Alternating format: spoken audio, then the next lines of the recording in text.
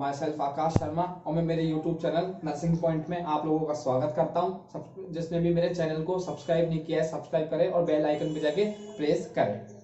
हमारा टॉपिक होगा, सबसे पहले बता दूं, आज हम डिस्कशन करेंगे, हमारी एक सब्जेक्ट है पैथोलॉजी। हम पैथोलॉजी के अंदर डिस्कशन करेंगे। आज हमारा जो फर्स्ट टॉपिक होगा पैथोलॉजी के अंदर वो कौन सा होगा? Cell injury. जो हमारी सब्जेक्ट होगी आज की वो कौन सी होगी? पैथोलॉजी होगी। पैथोलॉजी पैथोलॉजी के बारे में हम डिस्कशन करेंगे। पैथोलॉजी में आज हम फर्स्ट टॉपिक पढ़ेंगे, वो हमारा कौन सा होगा? वो टॉपिक होगा हमारा सेल इंजरी। कौन सा टॉपिक होगा? सेल इंजरी के बारे में। तो आज हम बात करते हैं कि सेल इंजरी में हम पढ़ेंगे किसके बारे में। देखो, सबसे पहले हम बात करते हैं सेल इंजरी के अंदर हम सबसे पहले जो टॉपिक पढ़ेंगे हमारा वो होगा डेफिनेशन का। कि हम सबसे पहले देखेंगे कि सेल इंजरी होती क्या है, तो सेल्स में इंजरी होती किसके कारण से, सबसे पहले तो हम इसमें डिस्कशन करेंगे। सेकंड नंबर पे जो हम बात करेंगे सेल इंजरी के अंदर वो होगी इसके टाइप्स की। किस टाइप्स कौन कौन से होते हैं सेल इंजरी के, कितने प्रकार की सेल इंजरी होती है, कैसे होती है, इनकी बात करेंगे इसमें टाइप्स की। तीसरे नंबर पे हम जो बात करेंगे वो होगी कॉजेज की, कि किसके कारण, कि कौन कौन से ऐसे कारण हैं जिसके कारण से क्या हो सकता है हमारे सेल इंजरी की कंडीशन हो सकती है। और लास्ट में हम बात करेंगे इसकी पैथोजेनेसिस के बारे में। पैथोजेनेसिस के बारे में आज हम बात करेंगे इन चारों टॉपिकों के बारे में। किसके अंदर? सेल इंजरी के अंदर। डेफिनेशंस की, इसके टाइप्स की, इसके कॉजेस की एंड पैथोजेनेसिस के बारे में हम डिस्कशन करेंगे। देखो, अब हम डिस्कशन करते हैं सेल इंजरी। सबसे पहले हम बात करेंगे इसमें डेफिनेशन की कि सेल इंजरी होती क्या है। फर्स्ट नंबर पे हम डिस्कशन करेंगे इसमें डेफिनेशन कि सेल इंजरी होती क्या है। देखो, मैं आपको एक सिंपल वे में बता दूं, आप भी जान रहे होंगे कि सेल्स हमारी बॉडी में क्या होते हैं? सेल्स होते हैं। तो सेल्स के अंदर कोई भी इंजरी हो जाना या सेल्स का कंप्लीटली डेथ हो जाना या एक तरीके से सेल्स का डैमेज हो जाना ही क्या कहलाता है? सेल इंजरी कहलाता है। कोई भी सेल्स होते हैं हमारी बॉडी में, जो सेल्स होते हैं तो उनमें कोई इंजरी भी हो जाती है। मानो हम चल रहे, चलते चलते क्या हुआ, धक्का लगा, रोड पे गिर गए। अब गिरे तो हमारे क्या हुआ, एक बुंड टाइप हो गया, घाव वगैरह हो गया। तो उसमें क्या होता है, एक तरीके से सेल्स ही होते हैं। तो सेल्स का क्या हो जाना, डैमेज हो जाना उस दौरान, या सेल्स का टूट जाना, यानी कि एक तरीके से उसमें माइग्रेट हो जाना सेल्स का, वही क्या कहलाता है? सेल इंजरी कहलाता है। अब मैं बताता हूं कि सेल इंजरी में डेफिनेशंस क्या होती है। देखो, सेल इंजरी की बात करते हैं हम। Cell injury is a pathological condition. Pathological condition होती है। क्या होता है कुछ मैं कह सकता हूं एक सिंपल वे में कहते हैं एक्सेसिव स्ट्रेस। हमारी बॉडी में क्या हुआ, एक्सेसिव स्ट्रेस लिया हमने। क्या लिया? एक्सेसिव स्ट्रेस लिया। एक्सेसिव स्ट्रेस लेने के कारण से हमारी बॉडी के अंदर, किसमें? एक्सेसिव स्ट्रेस लेने के कारण से हमारी किसमें? बॉडी के अंदर क्या हुआ, कुछ पैथोलॉजिकल चेंजेस हुए। क्या हुए? पैथोलॉजिकल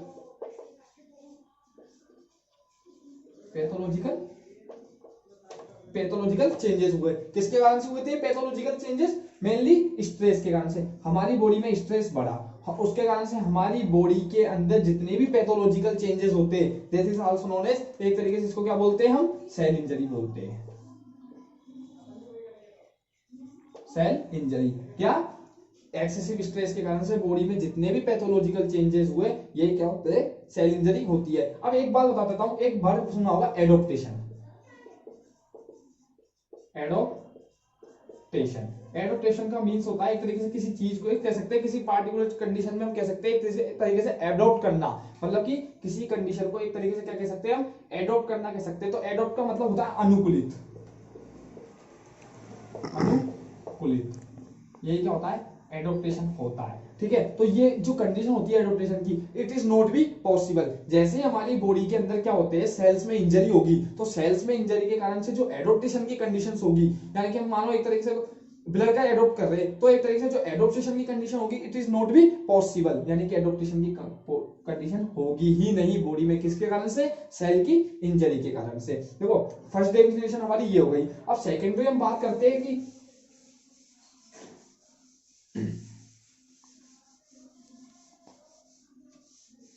क्या होते हैं कुछ कह सकते हैं स्टेरियस फैक्टर्स होते हैं। देखो सिंपली बताता हूं, सेल इंजरी के अंदर क्या होते हैं, कुछ स्टेरियस फैक्टर होते हैं, कुछ स्टेरियस फैक्टर के कारण से क्या होता है, जितने भी बॉडी के अंदर या बॉडी में सेल्स होते हैं उनमें वेराइटिकली चेंजेस, यानी कि वेराइटिकली चेंजेस होते हैं किसमें, सेल्स में, वो होता है सेल इंजरी। क्या हुआ, सेल इंजरी क्या होती है, हमारी बॉडी के अंदर क्या हुए, जितने भी स्टेरियस फैक्टर हुए, किसी स्टेरियस फैक्टर्स होते हैं, जैसे कि कुछ हार्मफुल फैक्टर्स कह सकते हैं एक तरीके से, या कुछ एडवर्स फैक्टर्स होते हैं, उन फैक्टर्स के कारण से हमारी बॉडी में क्या हुए, कुछ वेराइटिकली चेंजेस, क्या हुए, वेराइटिकली चेंजेस ऑफ द सेल। क्या हुआ था, कुछ सेल इंजरी को मैं कह रहा हूं, हमारी बॉडी में सेल इंजरी कब हुई, हमारी बॉडी में कुछ स्टेरियस फैक्टर, यानी कि एक तरीके से कोई भी स्टेरियस, यानी कि एनी स्टेरियस फैक्टर्स के कारण से हमारी बॉडी के अंदर जो सेल्स है उनमें क्या हुए, कुछ वेराइटिकली चेंजेस हुए। क्या हुआ, सेल इंजरी में कुछ एनी स्टेरियस फैक्टर्स के कारण से हमारी बॉडी में क्या हुए, जो बॉडी के सेल्स थे उनके अंदर क्या हुए, कुछ वेराइटिकली चेंजेस हुए। वही क्या कहलाती है, this is also known as cell injury. ये क्या कहलाती है, सेल इंजरी कहलाती है। यहाँ पे हम क्या खत्म करते हैं, हमारी डेफिनेशंस के बारे में खत्म करते हैं। बात करेंगे सेल इंजरी के टाइप्स की, कि कौन कौन से टाइप्स होते हैं हमारे सेल इंजरी के। ठीक है, देखो हमारी जो सेल इंजरी हुई थी, सेल इंजरी के क्या होते हैं, दो टाइप होते हैं। कौन कौन से, एक होता है रिवर्सिबल सेल इंजरी, और दूसरा होता है इरिवर्सिबल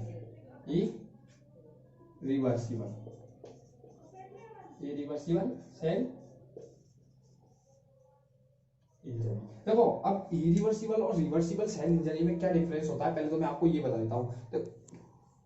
जो रिवर्सिबल सेल इंजरी होती है, हम क्या बात कर रहे हैं, जो रिवर्सिबल सेल इंजरी होती है, यानी कि हमारी बॉडी के अंदर कोई भी सेल्स थे, वो सेल्स में क्या हुए, डैमेजिंग हुई या उनमें एक तरीके से इंजरी हुई। अब सेल्स में क्या हुआ, डैमेजिंग की कंडीशन हुई और इंजरी की कंडीशन हुई, तो वो जो डैमेज सेल्स थे उनको कंप्लीटली तौर पर रिवर्स कर देना, यानी कि उनको एक तरीके से कह सकते हैं सिंपल वेज में उनको रिप्लेस कर देना, यानी कि उनको एक तरीके से कह सकते हैं रिपेयरिंग कर देना। किसी भी सेल्स की क्या हुई, जो हमारे जो सेल्स में इंजरी हुई, उन सेल्स की जो पार्टिकुलर ये सेल्स है, ये क्या है, हमारी बॉडी में सेल्स है।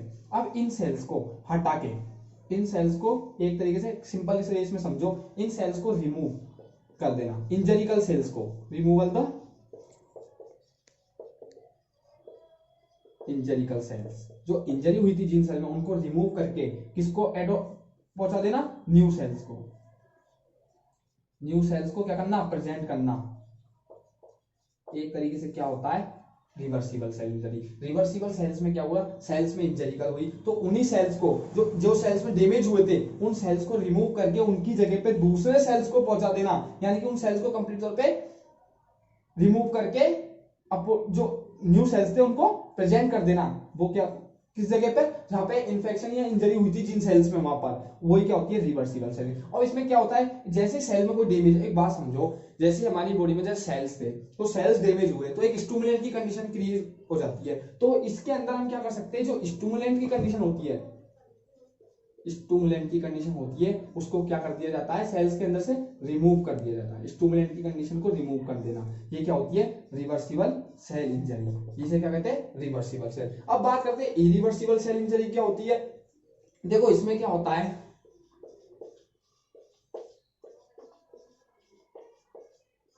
ये हमारे क्या है, सेल्स है, इनको, ये सेल्स में क्या हुए, डैमेज हो गए, मतलब हम कह सकते हैं इसमें कंप्लीटली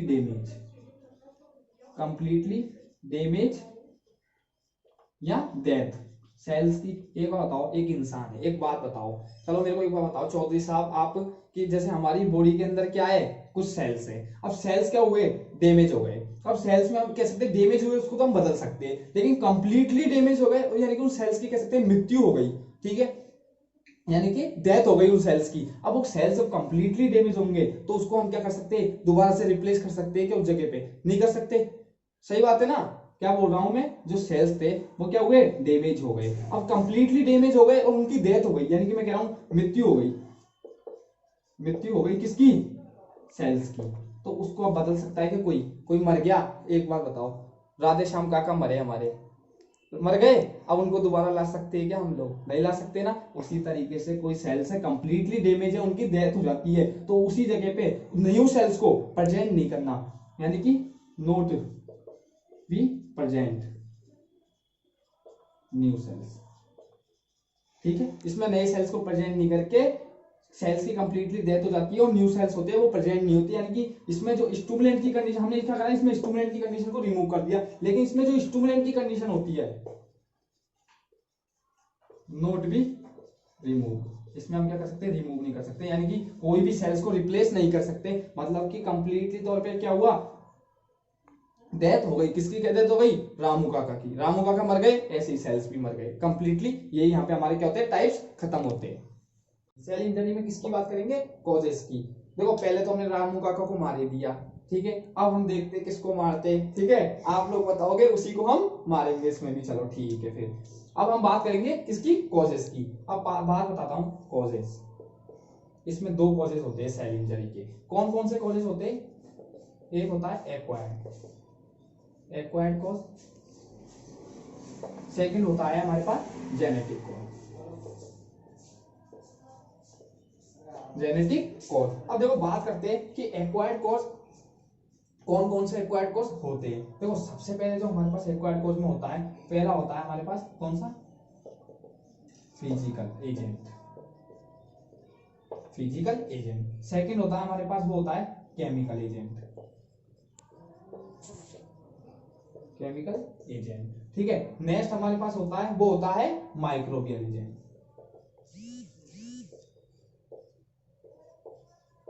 माइक्रोबियल एजेंट। नेक्स्ट हमारे पास होता है, वो होता है न्यूट्रिशनल एजेंट।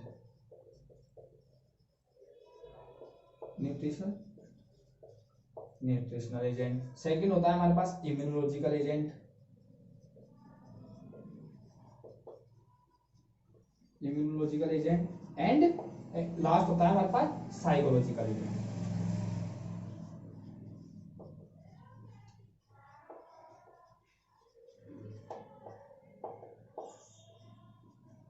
देखो अब हम बात करेंगे इनमें से एक एक के बारे में कि किस तरीके से इनके कारण से हमारी बॉडी में सेल्स के अंदर क्या हुआ, इंजरी हुई। देखो क्या था, मेरा एक दोस्त था, मैं आप लोगों को एक बात बताता हूँ। मेरा एक दोस्त है जो क्या है, मतलब अपने आप को कह सकते हैं ऋतिक रोशन। ऋतिक रोशन तो वो है ही खैर, लेकिन वो समझता ऋतिक रोशन है। अब वो क्या है, काफी तेज बाइक उड़ा के जा रहा था, क्या बाइक लेके जा रहा था, तो उसका क्या हुआ, एक्सीडेंट हुआ। एक्सीडेंट हुआ तो उसके क्या हुआ, लगी भी नहीं। ऐसा तो है नहीं लड्डू मिले होंगे, रसगुल्ले मिले, ऐसा तो कुछ हुआ ही नहीं। उसके क्या लगी। अब लगने से कारण से क्या हुआ, उसके इंजरी वगैरह आई। किस पे? फिजिकली। फिजिकल यानी एक तरीके से physically condition of body, body की जो फिजिकल कंडीशन से उसके कारण से उसके क्या आई, लगी थी। अब लगी तो एक तरीके से कह सकते उसकी चोट वगैरह आई काफी, हड्डी भी टूटी, फ्रैक्चर भी हुआ है, जॉइंट पे भी काफी लगी, उसके काफी लगी और घाव वगैरह भी हो गए। तो एक तरीके से उसके क्या हुआ, जो फिजिकली कंडीशन, तो एक तरीके से हम कह सकते हैं ट्रॉमा। ट्रॉमा ट्रॉमा का मीन्स क्या होता है, एक तरीके से इंजरेबल वर्ड होता है ये, एक तरीके से नेक्रोसिबल वर्ड, यानी कि टूट जाना, कलर टूट गया, फूट गया, वो वाली बात होती है trauma. This is the physical agent acquired को। सेकंड होता है केमिकल। केमिकल में हम कह सकते हैं कोई एसिड है, जैसे हम बात करते हैं HCl है, अरे ज्यादा खाते हैं या नहीं खाते, पेट में क्या होता है, HCl का एक्युमुलेशन हो जाता है, इकट्ठा होने लग जाता है, HCl का फॉर्मेशन होने लग जाता है, बनता है, उसके कारण से क्या होती है, डिजीज होती है केमिकली। किस जैसे पेप्टिक अल्सर है हमारे हो जाता है HCl के एक्सेसिव सीक्रेशन के कारण से। ऐसे होता है केमिकल एजेंट्स के कारण से कोई सेल्स का डैमेज हो जाना बॉडी के अंदर, ठीक है। नेक्स्ट होता है हमारे पास माइक्रोबियल, यानी कि माइक्रोबियल के नाम से तो समझ रहे होंगे यार, कीड़े मकोड़े ऑर्गेनिज्म वगैरह, ये तो जानते ही हो, यानी कि माइक्रो ऑर्गेनिज्म। माइक्रो ऑर्गेनिज्म, इनके कारण से क्या हो जाना, सेल्स में इंजरी हो जाना वो। न्यूट्रिशनल, अब न्यूट्रिशनल तो सेल इंजरी सभी जानते हो यार, खाना तो सभी खाते ही हो या नहीं खाता, सभी खाते हो खाना लगभग लगभग, चलो तो खाते हो। तो एक तरीके से आप ये बताओ, जो खा ही नहीं रहा, जिसका स्टमक ही खाली है, पट्टी पड़ा है, कुछ खा ही नहीं रहा, वीकनेस होती जा रही है, बॉडी थक गई है, लोग, वैसे मेरी भी थक चुकी है, लेकिन लगभग लगभग बॉडी थक गई, तो क्या होता है, एक तरीके से न्यूट्रिशनली न्यूट्रिशन का प्रॉपर अमाउंट नहीं मिल पाता है, प्रॉपर खान पीन नहीं हो पाता, उनके कारण से सेल्स में क्या होता है ना, इंजरी हो जाना।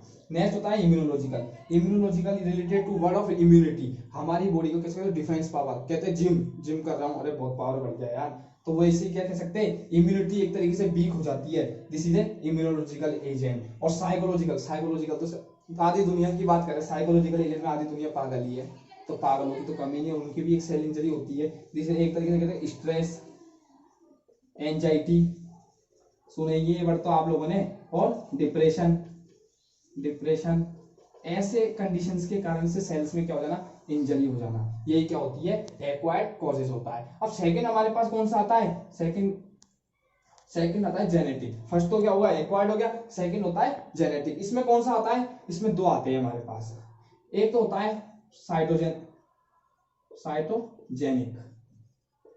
डिफेक्ट, साइटोजेनिक डिफेक्ट, और सेकंड हमारे पास कौन सा आता है इसमें, डेवलपमेंटल डिफेक्ट, डेवलपमेंटल डिफेक्ट। ठीक है, अब डेवलपमेंटल डिफेक्ट में क्या आता है, एक तरीके से डेवलपमेंट हो रहा है, एक बच्चा था, बच्चा एक न्यूबॉर्न बेबी है, पैदा हुआ, बाद में क्या हुआ, उसकी बॉडी ग्रोथ एंड डेवलपमेंट हुआ, ग्रोथ एंड डेवलपमेंट हुआ तो उसकी बॉडी की साइज भी बढ़ती गई, उसकी शेप भी बढ़ गई। लेकिन इसमें क्या हुआ, अब डेवलपमेंट भी हो रहा है, अब डेवलपमेंट में डिफेक्ट आ गया कोई, तो डिफेक्ट आ गया तो एक तरीके से कह सकते हैं एरर, साइज एंड शेप, जो साइज एंड शेप होती है उसमें क्या रहता है, एरर आ जाता है एक तरीके से, this is known as developmental. और साइटोजेनिक में क्या होता है, एरर आ जाता है किसमें, एक कह सकते हैं सेल प्लस कह सकते हैं जीन्स, यानी कि क्रोमोसोमल, एक सिंपल में तो क्रोमोसोमल डिफेक्ट, जो जीन्स होते हैं, काफी बच्चे इनके जीन्स होते हैं, वो प्रॉपर ग्रोथ, उनमें क्या होता है, ग्रोथ एंड डेवलपमेंट नहीं हो पाती है जीन्स में और सेल्स में, तो वही क्या होती है, this is chromosomal defect, error आ जाता है इसमें, क्या रहता है, एरर, यानी कि ये क्या होते हैं हमारे कॉजेज होते हैं किसके, सेल इंजरी के। यहाँ पे हम क्या करते हैं, सेल इंजरी के कॉजेज को खत्म करते हैं। वो किसके बारे में करेंगे, सेल इंजरी के लास्ट टॉपिक, जो कौन सा है, पैथोजेनेसिस, पैथोजेनेसिस। अब पैथोजेनेसिस भी क्या होता है, इसमें भी हम दो टाइप में देखते हैं, पहला होता है रिवर्सिबल सेल इंजरी और एक होता है नॉन रिवर्सिबल सेल इंजरी। सबसे पहले हम डिस्कशन करेंगे इसके अंदर किसका, रिवर्सिबल सेल इंजरी का, पैथोजेनेसिस के अंदर किसका, रिवर्सिबल सेल इंजरी। देखो सबसे पहले क्या हुआ, हमारी बॉडी में कह सकते हैं हाइपोक्सी, ऑक्सीजन का कम हुआ लेवल, हाइपोक्सिया एंड इंसेमिया, इंसेमिया की कंडीशन हुई। अब हाइपोक्सीमिया की कंडीशन और इंसेमिया की कंडीशन हुई तो सबसे पहले हमारी बॉडी में क्या हुआ, जो एटीपी थे, एडिनोट्राइफॉस्फेट थे, जो एटीपी थे, वो क्या हुए, उनका लेवल डिक्रीज हुआ, किसका लेवल, एटीपी का जो लेवल था वो क्या हुआ, डिक्रीज हुआ। अब जब एटीपी का लेवल डिक्रीज हुआ तो इसके कारण से क्या हुआ, पीएच, जो बॉडी की पीएच है वो भी क्या हुई, डिक्रीज हुई, जो पीएच थी नॉर्मल पीएच, जो pH is related to acid base balance, ठीक है, जो पीएच थी वो भी कम हुई। देखो अब एटीपी लॉस हो गए, पीएच भी डिक्रीज हुआ, तो इसके कारण से क्या हुआ, हमारे कम लेवल कम हो जाता है सोडियम का, जो Na सोडियम लेवल था वो भी क्या हुआ, डिक्रीज हुआ। अब सोडियम लेवल जैसे डिक्रीज हुआ, जब साल्ट की कमी हुई और बॉडी में सोडियम का लेवल जैसे कम हुआ तो हमारी बॉडी में क्या हुए, कुछ फंक्शनल चेंजेस, कुछ फंक्शनल चेंजेस हुए। अब फंक्शनल चेंजेस हुए तो क्या हुआ, this is known as reversible change. सबसे पहले क्या हुआ, रिवर्सिबल में हाइपोक्सिया, इसके पैथोजेनेसिस में हाइपोक्सिया और इंसेमिया की कंडीशन, यानी कि ब्लड की सप्लाई और ऑक्सीजन का लेवल कम हुआ, ठीक है। फिर हमारी बॉडी में क्या हुआ, एक तरफ एटीपी डिक्रीज हुए, अब एटीपी डिक्रीज हुए तो पीएच का जो लेवल था वो भी डिक्रीज हो गया, ठीक है, समझे। अब जो पीएच का लेवल डिक्रीज हुआ तो उसके कारण से क्या हुआ, जो सोडियम लेवल था वो भी कम हुआ।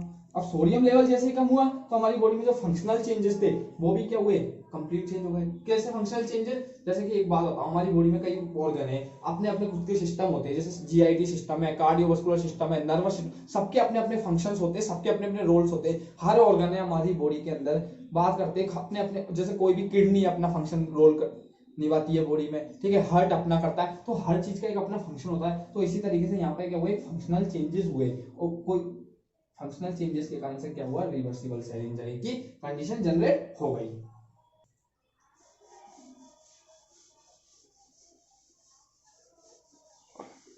देखो अब सेकंड पे हम बात कर रहे हैं इसके पैथोजेनेसिस में, सेकंड टाइप कौन सा था इसमें, irreversible cell injury, irreversible cell injury. देखो इसके अंदर क्या हुआ, हमारी बॉडी में एक बात करते हैं नॉर्मल, क्या हुए, नॉर्मल सेल है, नॉर्मल सेल है, ठीक है। अब नॉर्मल सेल थे तो हमारी बॉडी पे क्या हुआ, एक तरीके से स्ट्रेस हुआ, क्या हुआ, एक स्ट्रेस लगा, हमारी बॉडी पे क्या हुआ, स्ट्रेस पड़ा। अब स्ट्रेस की कंडीशन, जैसी कंडीशन क्रिएट हुई तो एक तरीके से क्या हुआ, एडॉप्टेशन, अनुकूलित की कंडीशन जनरेट हो गई, एडॉप्टेशन की, ठीक है।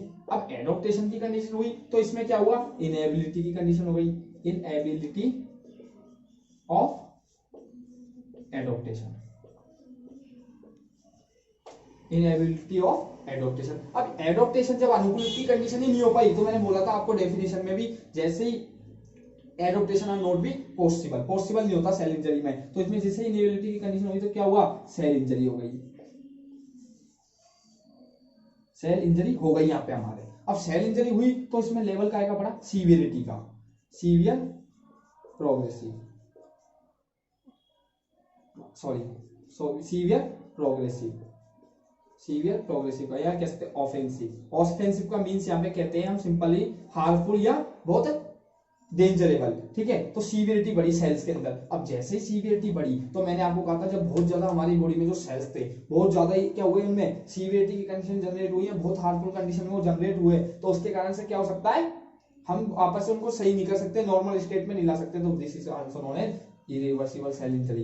यहाँ पे हम हमारे पैथोलॉजी का जो टॉपिक है सेल इंजरी, फर्स्ट टॉपिक था हमारा पैथोलॉजी का सेल इंजरी, उसके बारे में डिस्कशन कर सके चुके। अब हम नेक्स्ट क्लास में डिस्कशन करेंगे इसके नेक्स्ट टॉपिक के बारे में, जो कि कौन सा होगा हमारा, इन्फ्लामेशन। बहुत बहुत